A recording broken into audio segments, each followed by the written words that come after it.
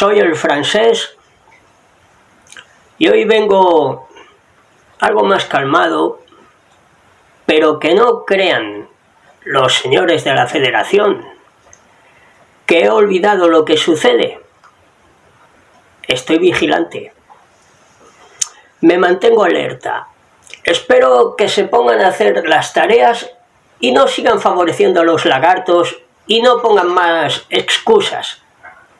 Si la Tierra cae, también caen ustedes, señores de la Federación.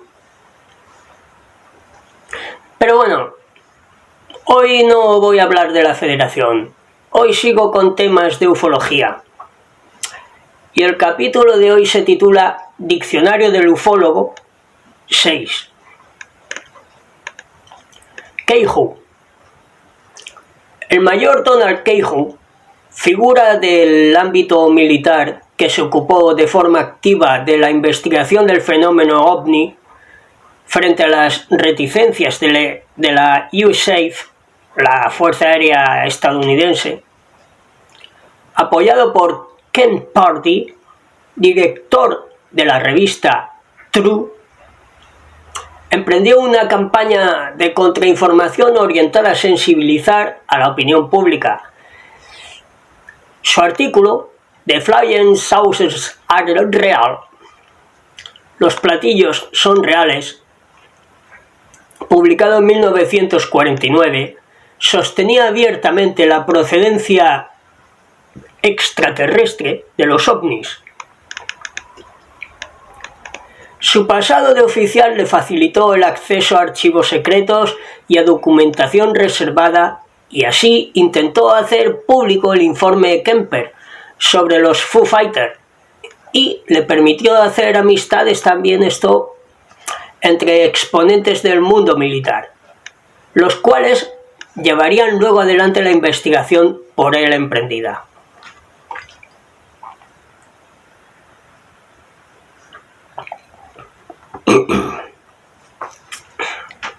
En 1953, Donald Keyhoe publicó su segundo libro, Flying Saucers from Outer Space. Su enfrentamiento a las esferas militar y científica oficial se acentuó con la aparición en escena del denominado Jurado Robertson o Panel Robertson, comisión creada por el ATIC y la CIA y presidida por el físico Robertson, profesor en el Californian Institute for Technology, quien sentó las bases de la línea oficial que se expresaría con la política del descrédito y el cover-up. En su tercer libro, The Flying Saucers Conspiracy, Keyhoe denunció precisamente el clima de ostracismo al que se veían relegados quienes participaban en la investigación del fenómeno OVNI. En su libro Flying Saucers Top Secret, habló claramente de la conjura del silencio o sistemático ocultamiento por parte de las autoridades de las pruebas y testimonios sobre la existencia de ovnis. Fue director del NICAP, pero nunca dejó de investigar. Y así escribió el que sería su último libro, Alien from Outer Space. Murió en 1988. Majestic 12. En 1987, el investigador Jaime Sandera recibió fotocopias de documentos sobre las actividades de un grupo supersecreto, el Majestic 12, compuesto por 12 miembros y formado por orden del presidente Harry Truman, a raíz del incidente de Roswell el 24 de septiembre de 1947 y por recomendación del Dr. Vannevar Bush y del secretario de Defensa James Forrestal. Y aquí, ojo al dato, Vannevar Bush. Ya, ahí lo dejo. El Majestic 12 debía referir exclusivamente al presidente todo lo relacionado con los ovnis y con las estrategias vinculadas a la recuperación, tratamiento y estudio de la tecnología y restos orgánicos de procedencia extraterrestre.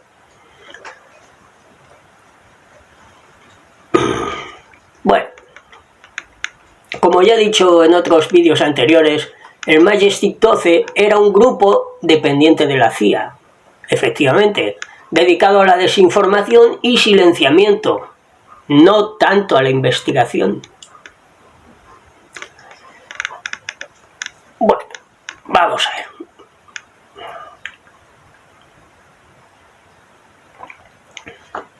Informe sobre Roswell.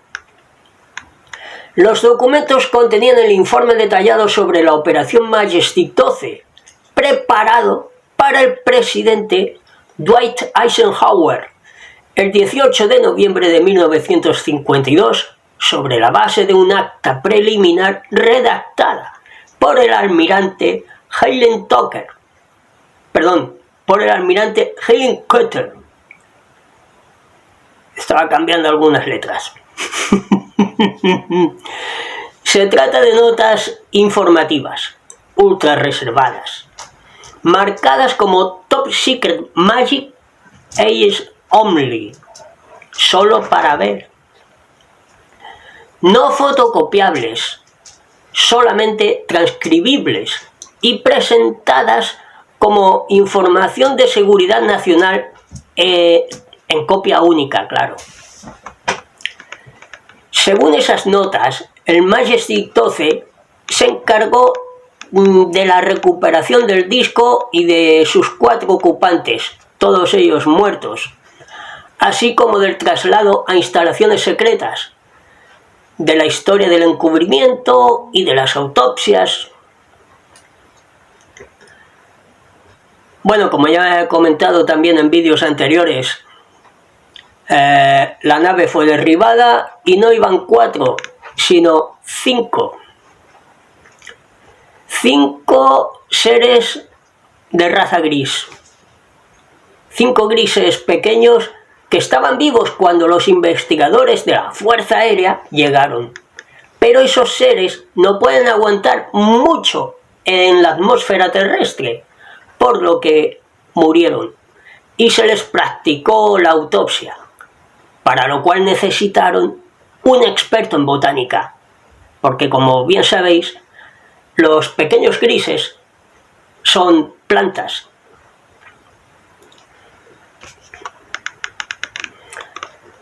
Desde el primer momento se intentó por todos los medios cubrir todo con un velo. Y aquí, señores, no ha pasado nada.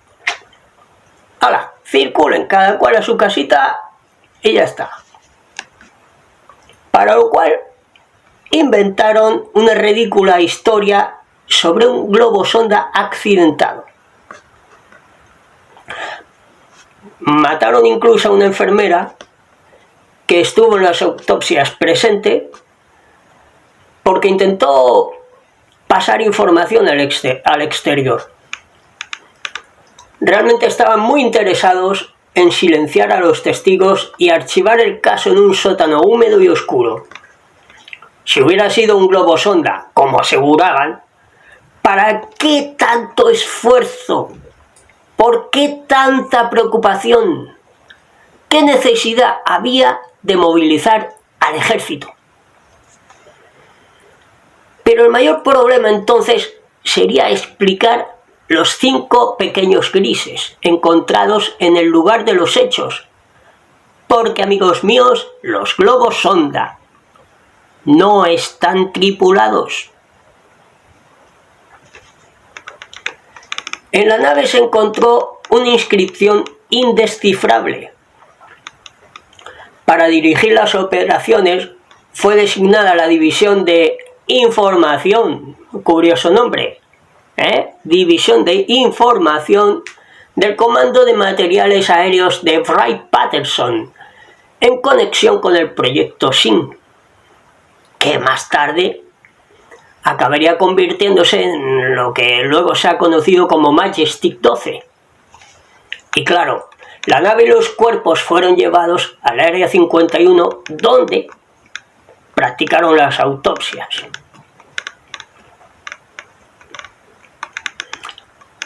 MAT-DEMAT, abreviatura de materialización y desmaterialización, términos acuñados en los años 50 por Mead Lane, autor de una teoría según la cual entidades animadas a las que llamó eterianos vivían en una dimensión diferente a la nuestra. Bien. Utilizó dichos conceptos para explicar las apariciones y desapariciones de los ovnis de forma instantánea. Lane decía que dichas facultades eran atribuibles a un proceso parafísico en virtud del cual la materia adquiría instantáneamente características mucho más perfeccionadas que las de nuestra realidad y no perceptibles por el ojo humano. Buen intento, señor Lane, buen intento. Pero lamento decirle que estaba usted muy lejos de la verdad. En primer lugar, lo que llamaba eterianos, pues no sé a qué se refería con eso de eterianos. ¿Se refería a seres etéreos? ¿O se refería a seres de una raza en concreto? No sé. No eran esos seres, fueran lo que fueran, no eran de dimensiones diferentes a la nuestra, no. A ver, no es que fueran de otra dimensión, no. Porque el universo, en el universo todo, absolutamente todo, son frecuencias.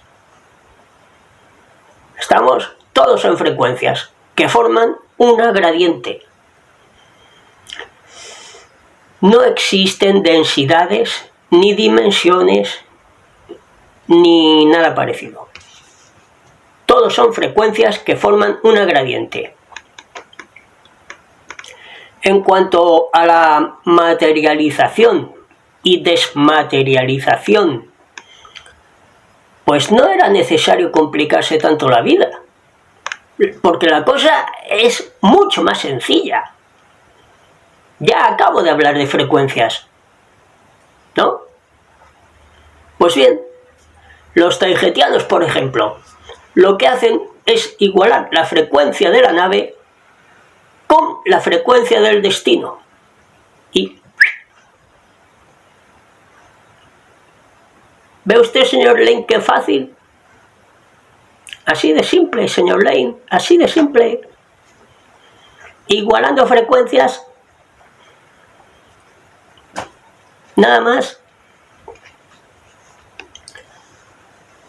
No hay que complicarse tanto, buscando términos y palabras tan raras que...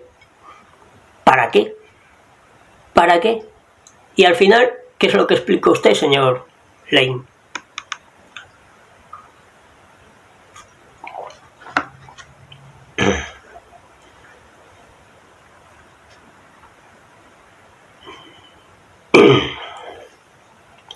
Lo único que en este caso, eso sí, debes poseer un mapa de frecuencias.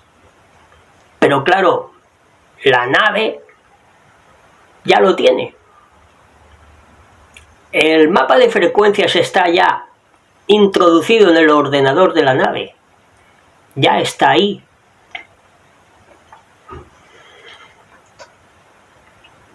Claro, entonces el ordenador de la nave es una computadora cuántica muy avanzada. y que en apenas unas décimas de segundo busca el mapa de frecuencias, hace los cálculos necesarios, pero cuestión de décima de segundo, pum, pum, pum, pum, hace los cálculos necesarios, igual a la frecuencia con el destino y ya está. Así. Entonces, claro, desapareces aquí y apareces aquí. De forma automática. Sin ningún esfuerzo.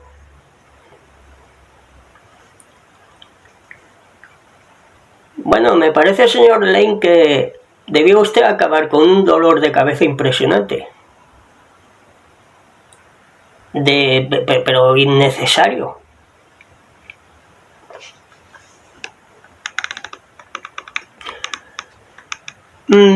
Ahora voy a hablar de un caso del que ya he hablado en otros vídeos anteriores, pero que no tiene desperdicio, y aportaré datos que otros youtubers no dan. Por tanto, atentos. Meyer. Edward Billy Meyer nació en Bullack, Zúrich, Suiza, el 3 de febrero de 1937. Viajó mucho y perdió un brazo en un accidente de tráfico cuando regresaba del Próximo Oriente a casa. En 1970 se estableció definitivamente en Schmidt-Gutti, Suiza, cerca de Zúrich, junto con su esposa Calliope.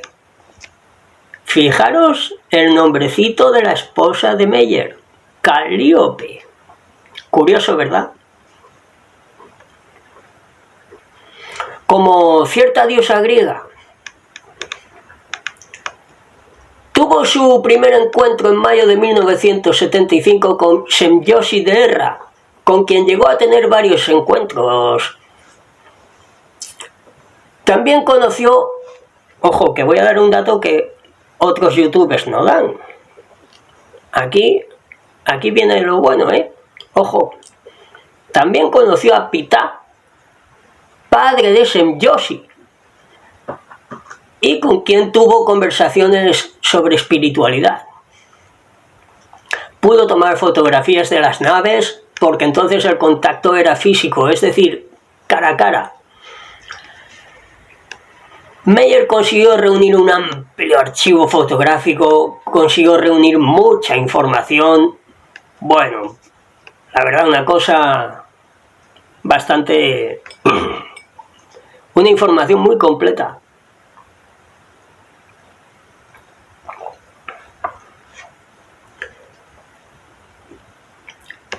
¿Qué pasa? Que cuando perdió el contacto,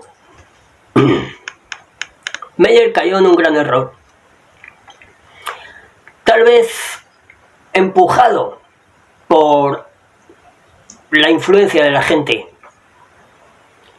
Porque, claro, imaginaros, él perdió el contacto y la gente continuaba preguntando: bueno, Meyer, ¿y qué? ¿Qué más sabes? ¿Has hecho más fotografías de las naves? ¿Qué te han dicho? Bueno, y pienso yo que empujado por todas esas preguntas que le hacía la gente, pues de alguna manera se vio forzado a inventar historias, porque ya no tenía el contacto, y se puso a inventar historias. Hizo fotografías trucadas, y lo que hizo entonces fue derivar su historia hasta convertirla en una secta, porque ya mezcló también elementos religiosos. Fijaros, llegó a afirmar que Jesucristo era un ser híbrido pleiadiano terrestre, creado por ingeniería genética. Bueno, esto ya... al pobre hombre se le fue la olla, perdió el norte. Ya veis. Missing time. Sintomatología típica de los casos de abducción, consistente en un inexplicable vacío de la memoria del sujeto, y solo es posible recuperar la memoria de lo ocurrido con hipnosis regresiva o con el paso del tiempo en que vienen a la mente algunas imágenes, al principio borrosas y confusas. Hawkins estableció una subdivisión de los casos de abducciones en 5 tipos y los clasificó del siguiente modo. Primer tipo: pacientes que recuerdan en un plano consciente todo el secuestro y que por tanto no requieren tratamiento hipnótico. Segundo tipo: pacientes que recuerdan la fase inicial de su experiencia pero no recuerdan el secuestro. Tercer tipo: pacientes que recuerdan el ovni y sus ocupantes, sin evidenciar vacíos temporales. Cuarto tipo: pacientes conscientes de un salto temporal, para el que no encuentran explicación. Quinto y último tipo: pacientes que no recuerdan absolutamente nada, pero nada, presentando una serie de sensaciones con determinados lugares, circunstancias y acciones. Es posible que también sufran pesadillas recurrentes en las que son víctimas de secuestro, así como estados de ansiedad, con fuerte repercusión en su vida diaria y en sus relaciones sociales. Tal como yo lo veo, no es necesario este tipo de clasificación, y además hay algunos tipos que se solapan y es muy difícil distinguir uno de otro. Desde mi humilde punto de vista, es mucho más sencillo, aunque no me será aceptada mi hipótesis, porque claro, yo no pertenezco al circulito cerrado de los cabezas cuadradas de Harvard. Pero bueno, yo propongo la siguiente clasificación mucho más sencilla y transparente, que es como sigue.